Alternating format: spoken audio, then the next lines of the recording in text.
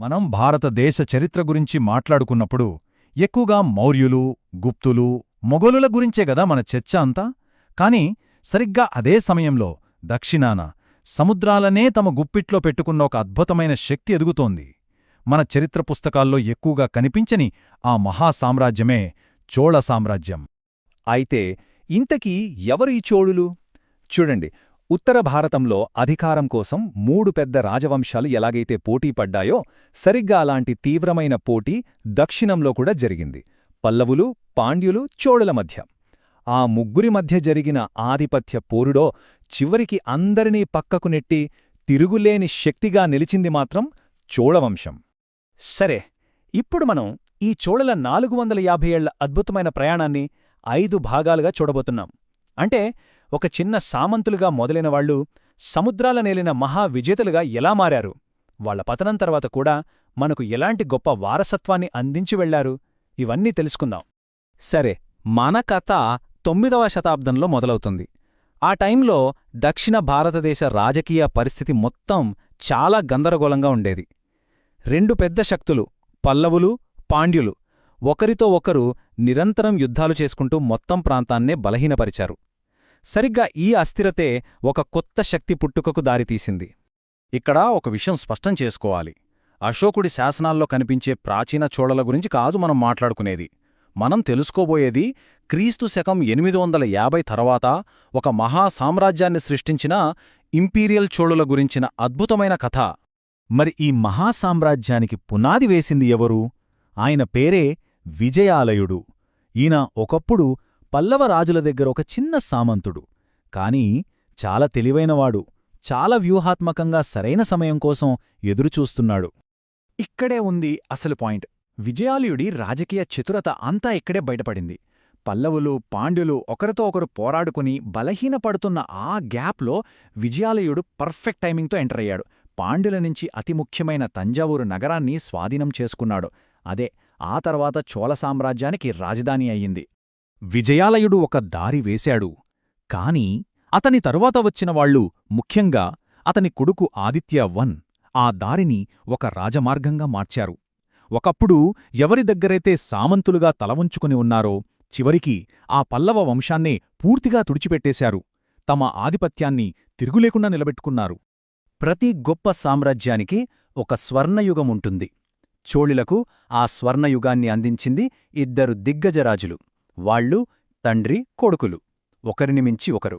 వారే రాజరాజ చోళ వన్ మరియు అతని కుమారుడు రాజేంద్ర చోళ వన్. వీళ్ళిద్దరి టైంలో చోళ సామ్రాజ్యం దాని అత్యున్నత స్థాయికి చేరింది. వాళ్ల విజయాలకు హద్దే లేకుండా పోయింది. ఒకవైపు రాజరాజు తన శక్తివంతమైన నౌకాదళంతో శ్రీలంక, మాల్దీవులు దాకా వెళ్తే, అతని కొడుకు రాజేంద్రుడు నేనింకా దూరం వెళ్తాను అన్నట్టుగా ఏకంగా తన సైన్యాన్ని ఉత్తరాన గంగానది వరకు నడిపించాడు. అతని నౌకలు సముద్రాలు దాటి నేటి ఇండోనేషియా, మలేషియా వరకు విజయఢంకా మోగించాయి. ఆలోచించండి, దక్షిణ భారతదేశంలో ఉన్న ఒక రాజు తన సైన్యాన్ని ఉత్తరాన గంగానది వరకు నడిపించడమంటే మామూలు విషయం కాదు. అది ఎంత పెద్ద విజయమంటే దానికి గుర్తుగా రాజేంద్ర చోళులు గంగైకొండ చోళుడు, అంటే గంగను జయించిన చోళుడు అనే బిరుదును స్వీకరించాడు. అంతేగాదు, గంగైకొండ చోళపురం అనే ఒక కొత్త రాజధానినే నిర్మించాడు. కాని ఇక్కడ మనకు ఒక ప్రశ్నొస్తుంది. అసలు శ్రీవిజయ్ సామ్రాజ్యాన్ని నేరుగా పరిపాలించే ఉద్దేశం లేనప్పుడు అంత రిస్క్ తీసుకుని, అంత డబ్బు ఖర్చుపెట్టి, అంత దూరం వాళ్లమీదకు ఎందుకు వెళ్ళినట్టు? దీనికి ఒక్క కారణమని చెప్పలేం, చాలా కారణాలున్నాయి. ఒకటి, వాళ్ల మిత్రరాజ్యమైన అంకోర్కి సహాయం చేయడం. ఇంకొకటి, ఇంకా ముఖ్యమైనది, తమిళ వర్తక సంఘాల ఒత్తిడి. ఎందుకంటే వాళ్ల వ్యాపారానికి శ్రీవిజయ అడ్డు వస్తోందనమాట.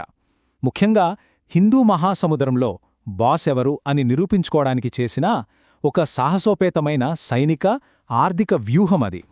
చోళులు అంటే కేవలం గొప్ప యోధులు మాత్రమే కాదు, వాళ్లు గొప్ప నిర్మాతలు, గొప్ప కళాకారులు, ఇంకా చెప్పాలంటే గొప్ప పరిపాలనా దక్షులు కూడా.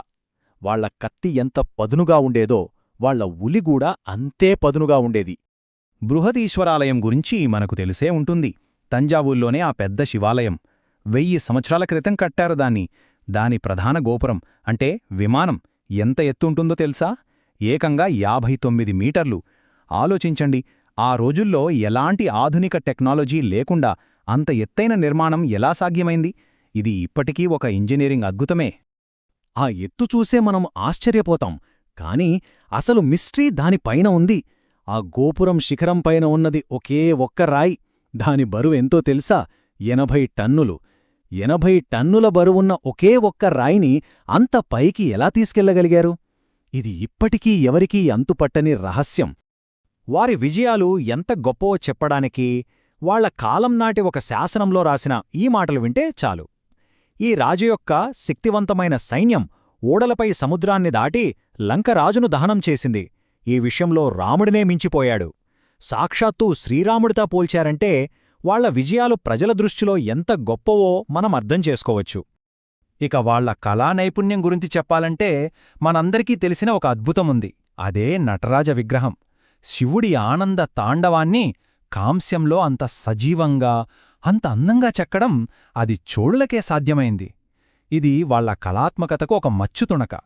యుద్ధాలు, కలలే కాదు, వాళ్ల పరిపాలన వ్యవస్థ కూడా వాళ్ల కాలం కన్నా చాలా ముందుండేది. కేంద్ర ప్రభుత్వంలాగా వాళ్లే అంతా కంట్రోల్ చేయకుండా అధికారాన్ని కిందస్థాయి వరకు ఇచ్చారు. గ్రామాల్లోనే ఊర్, సభ అని అసెంబ్లీలుండేవి. పన్నులు వసూలు చేయడం దగ్గరనుంచి చిన్న చిన్న తగాదాలు తీర్చడం వరకు అన్నీ అవ్వే చూసుకునేవి. ఒక రకంగా చెప్పాలంటే మన ఇప్పుడున్న పంచాయతీరాజ్ వ్యవస్థకు వాళ్లే స్ఫూర్తి అన్నమాట. ఎంత గొప్ప సామ్రాజ్యమైనా సరే ఎప్పటికైనా అంతమవ్వాల్సిందే కదా. చోళుల విషయంలోనూ అదే జరిగింది. వాళ్ల పతనానికి కారణాలేంటి? వాళ్లు మనకు ఎలాంటి వారసత్వాన్ని మిగిల్చి వెళ్లారు? ఇప్పుడు చూద్దాం. వాళ్ల పతనానికి కారణం బయటినుంచి రాలేదు, ముందు లోపలే మొదలైంది. రాజరాజా, రాజేంద్రలాంటి సమర్థులైన రాజుల తర్వాత వచ్చినవాళ్లు వాళ్లంత సమర్థులు కాదు. దీంతో మెల్లమెల్లగా సామ్రాజ్యం బలహీనపడడం మొదలైంది. చోళులు బలహీనపడుతున్నారని వాళ్ల పాత శత్రువులు పాండ్యులు గమనించారు. ఇదే సరైన సమయమనుకొని దెబ్బకొట్టారు. క్రీస్తు శకం 1279లో చివరి చోళరాజు ఓడిపోవడంతో దాదాపు 450 ఏండ్లపాటు దక్షిణ భారతదేశాన్ని ఏలిన ఒక మహాసామ్రాజ్యానికి తెరపడింది. చోళ సామ్రాజ్యం అంతమైపోయి ఉండొచ్చు, కాని వాళ్లు మనకు మిగిల్చిన వారసత్వం మాత్రం శాశ్వతమైనది. ఒకవైపు యునెస్కో గుర్తించిన వాళ్ల ఆలయాలు, మరోవైపు ప్రపంచప్రఖ్యాతిగాంచిన వాళ్ల కాంసశిల్పాలు. అంతేకాదు, వాళ్లు పరిచయం చేసిన స్థానిక స్వపరిపాలన, ఇవన్నీ ఇప్పటికీ మనతోనే ఉన్నాయి. సో 1279లో రాజేంద్ర చోళ III ఓటమితో భారతదేశంలో ఒక శకం ముగిసింది. సముద్రాలను ఏలిన ఆ మహాశక్తి చరిత్రపుటల్లో కలిసిపోయింది. కాని వాళ్ల కథ నిజంగా అక్కడితో ముగిసిపోయిందా? నిజమే, చోళరాజులు లేరు, వాళ్ల సామ్రాజ్యం కూడా లేదు. కాని వాళ్లు వదిలివెళ్లిన వారసత్వం, అది మాత్రం అపారమైనది. వాళ్లు కట్టిన ఆ అద్భుతమైన దేవాలయాలా, వాళ్లు చెక్కిన ఆ అపురూప శిల్పాలా, లేకపోతే వాళ్లు నేర్పిన పరిపాలనా పాఠాలా? వీటన్నిటిలో ఈరోజు మనపై వాళ్ల ప్రభావం ఏ రూపంలో ఎక్కువగా కనిపిస్తుంది?